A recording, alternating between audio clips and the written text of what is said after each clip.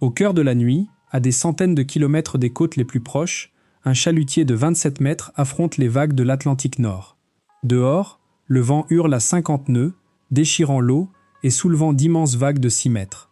À l'intérieur de la coque, l'obscurité est totale et l'atmosphère est d'une instabilité extrême, le navire s'inclinant à des angles extrêmes toutes les quelques secondes. Pourtant, sous le pont, dans les quartiers de l'équipage, les pêcheurs dorment profondément. Pour un observateur extérieur, dormir pendant une telle agression maritime semble impossible, voire suicidaire. Si une seule vague emporte le navire trop loin, il chavirera, ne laissant à l'équipage que quelques minutes pour survivre dans une eau glaciale. Survivre à ces conditions en étant pleinement conscient exige un effort considérable, mais y survivre en étant complètement inconscient repose entièrement sur une ingénierie navale de pointe, des forces physiques invisibles et une conception structurelle précise. Pour comprendre comment un navire survit lorsque l'équipage dort, il faut d'abord s'intéresser à l'ennemi invisible, l'anatomie d'une vague de 6 mètres. En haute mer, les vagues ne sont pas de simples murs d'eau en mouvement. Ce sont d'immenses trajectoires orbitales d'énergie cinétique. Lorsqu'une vague approche, elle ne se contente pas de pousser un bateau vers l'avant. Au contraire, l'eau décrit un mouvement circulaire, soulevant l'embarcation sur la face de la vague, la propulsant vers l'avant à la crête, la faisant glisser sur le dos de la vague et la tirant vers l'arrière dans le creux. Lorsqu'un bateau est laissé à lui-même pendant que l'équipage se repose, il est soumis à des forces violentes et multidirectionnelles. Le principal danger durant ces périodes est la perte de contrôle de l'orientation du bateau par rapport à la houle. Si un navire se met en travers face à une vague, une position appelée bordage, le mouvement de l'eau peut facilement le faire chavirer. Prévenir un chavirage fatal repose sur le concept de stabilité hydrostatique, et plus précisément sur la relation entre deux points invisibles, le centre de gravité et le centre de poussée. Le centre de gravité est le point où se concentre le poids total du navire, exerçant une force vers le bas. Le centre de poussée est le centre géométrique de la partie immergée de la coque, où l'eau exerce une force vers le haut. Sur un chalutier de pêche conçu par des professionnels, le centre de gravité est maintenu aussi bas que possible. Les équipements lourds, tels que les imposants moteurs diesel, les réservoirs de carburant et les cales réfrigérées, sont placés profondément dans la coque. Lorsqu'une vague de 6 mètres frappe le flanc du navire et le fait chavirer, la forme sous-marine de la coque se modifie, forçant le centre de poussée à se déplacer vers l'extérieur, du côté incliné. Ce déplacement crée un puissant mécanisme physique, appelé effet de levier de redressement. Le centre de gravité s'abaissant et le nouveau centre de poussée se relevant, il génère une force de rotation naturelle qui ramène violemment le navire à la verticale. Plus l'inclinaison de la vague est importante, plus l'effet de levier de redressement est marqué, et plus le navire lutte pour se redresser. Cette capacité d'auto-redressement est la raison fondamentale pour laquelle un chalutier peut encaisser des chocs continus sans chavirer. Il agit comme un immense punching ball sous-marin. Quelles que soient les forces de l'océan, la répartition du poids garantit que le bateau conserve naturellement sa position verticale. Cependant, la stabilité statique seule ne suffit pas à assurer la sécurité d'un navire pendant une tempête. Si un navire se redresse trop brusquement, le mouvement devient extrêmement violent, risquant de rompre les câbles, d'arracher les machines de leur support et de blesser gravement les membres d'équipage endormis. Pour pallier ce problème, les architectes navals conçoivent des coques aux propriétés d'amortissement spécifiques, grâce à des dispositifs appelés ailerons de roulis. Il s'agit de longs ailerons d'acier étroits, soudés le long des flancs inférieurs de la coque, là où le fond remonte. Les ailerons de roulis n'ont aucune incidence sur le bateau lorsqu'il avance en eau calme, mais dès qu'une vague importante le fait rouler latéralement, ces ailerons s'attaquent à la résistance de l'eau. Ceci crée une immense traînée hydrodynamique, ralentissant le roulis et absorbant l'énergie cinétique destructrice des vagues avant qu'elles ne se propagent dans la cabine. Si les quilles de roulis permettent de gérer les mouvements mineurs, les tempêtes extrêmes exigent un système d'intervention actif, fonctionnant même en l'absence de barres, les stabilisateurs latéraux, souvent appelés paravanes ou poissons. De part et d'autre de la coque s'étendent d'imposantes poutres en acier qui s'enfoncent dans l'océan, suspendant de lourds poids métalliques aérodynamiques en profondeur. Lorsque le navire tend à rouler sur bâbord, le paravane de droite s'enfonce davantage, utilisant sa forme d'aile pour générer une portance hydrodynamique vers le bas et ancrer ce côté du navire. Simultanément, le paravane de gauche résiste à la traction vers le haut. En contrant le roulis des deux côtés, ces systèmes de stabilisation peuvent réduire le roulis latéral d'un navire jusqu'à 70%, transformant un mouvement chaotique et potentiellement mortel en un balancement contrôlé et prévisible qui permet à la coque de se stabiliser. Au cœur de la nuit, à des centaines de kilomètres des côtes les plus proches, un chalutier de 27 mètres affronte les vagues de l'Atlantique Nord. Dehors, le vent hurle à 50 nœuds, déchirant l'eau et soulevant d'immenses vagues de 6 mètres.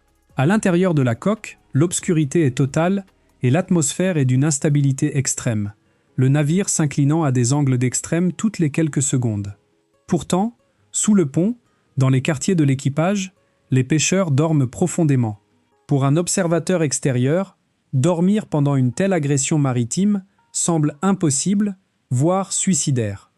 Si une seule vague emporte le navire trop loin, il chavirera, ne laissant à l'équipage que quelques minutes pour survivre dans une eau glaciale. Survivre à ces conditions en étant pleinement conscient exige un effort considérable, mais y survivre en étant complètement inconscient repose entièrement sur une ingénierie navale de pointe, des forces physiques invisibles et une conception structurelle précise. Pour comprendre comment un navire survit lorsque l'équipage dort, il faut d'abord s'intéresser à l'ennemi invisible, l'anatomie d'une vague de 6 mètres. En haute mer, les vagues ne sont pas de simples murs d'eau en mouvement. Ce sont d'immenses trajectoires orbitales d'énergie cinétique. Lorsqu'une vague approche, elle ne se contente pas de pousser un bateau vers l'avant. Au contraire, l'eau décrit un mouvement circulaire, soulevant l'embarcation sur la face de la vague, la propulsant vers l'avant à la crête, la faisant glisser sur le dos de la vague et la tirant vers l'arrière dans le creux. Lorsqu'un bateau est laissé à lui-même pendant que l'équipage se repose, il est soumis à des forces violentes et multidirectionnelles. Le principal danger durant ces périodes est la perte de contrôle de l'orientation du bateau par rapport à la houle.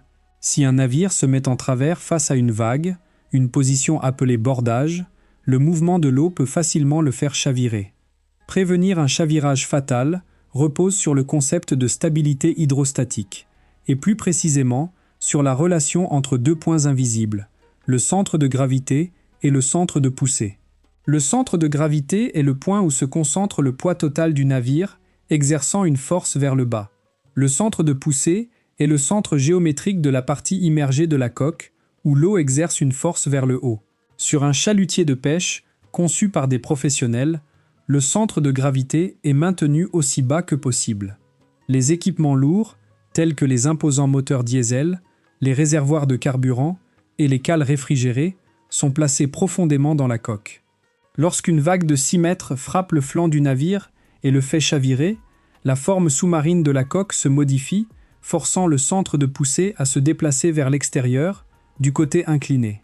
Ce déplacement crée un puissant mécanisme physique appelé effet de levier de redressement. Le centre de gravité s'abaissant et le nouveau centre de poussée se relevant, il génère une force de rotation naturelle qui ramène violemment le navire à la verticale. Plus l'inclinaison de la vague est importante, plus l'effet de levier de redressement est marqué et plus le navire lutte pour se redresser. Cette capacité d'auto-redressement est la raison fondamentale pour laquelle un chalutier peut encaisser des chocs continus sans chavirer. Il agit comme un immense punching ball sous-marin. Quelles que soient les forces de l'océan, la répartition du poids garantit que le bateau conserve naturellement sa position verticale. Cependant, la stabilité statique seule ne suffit pas à assurer la sécurité d'un navire pendant une tempête. Si un navire se redresse trop brusquement, le mouvement devient extrêmement violent, risquant de rompre les câbles, d'arracher les machines de leur support et de blesser gravement les membres d'équipage endormis. Pour pallier ce problème, les architectes navals conçoivent des coques aux propriétés d'amortissement spécifiques grâce à des dispositifs appelés ailerons de roulis. Il s'agit de longs ailerons d'acier étroits, soudés le long des flancs inférieurs de la coque, là où le fond remonte. Les ailerons de roulis n'ont aucune incidence sur le bateau lorsqu'il avance en eau calme, mais dès qu'une vague importante le fait rouler latéralement, ces ailerons s'attaquent à la résistance de l'eau. Ceci crée une immense traînée hydrodynamique, ralentissant le roulis et absorbant l'énergie cinétique destructrice des vagues avant qu'elles ne se propagent dans la cabine. Si les quilles de roulis permettent de gérer les mouvements mineurs, les tempêtes extrêmes exigent un système d'intervention actif fonctionnant même en l'absence de barres, les stabilisateurs latéraux, souvent appelés paravanes ou poissons. De part et d'autre de la coque s'étendent d'imposantes poutres en acier qui s'enfoncent dans l'océan, suspendant de lourds poids métalliques aérodynamiques en profondeur. Lorsque le navire tend à rouler sur bâbord, le paravane de droite s'enfonce davantage, utilisant sa forme d'aile pour générer une portance hydrodynamique vers le bas et ancrer ce côté du navire. Simultanément, le paravane de gauche résiste à la traction vers le haut.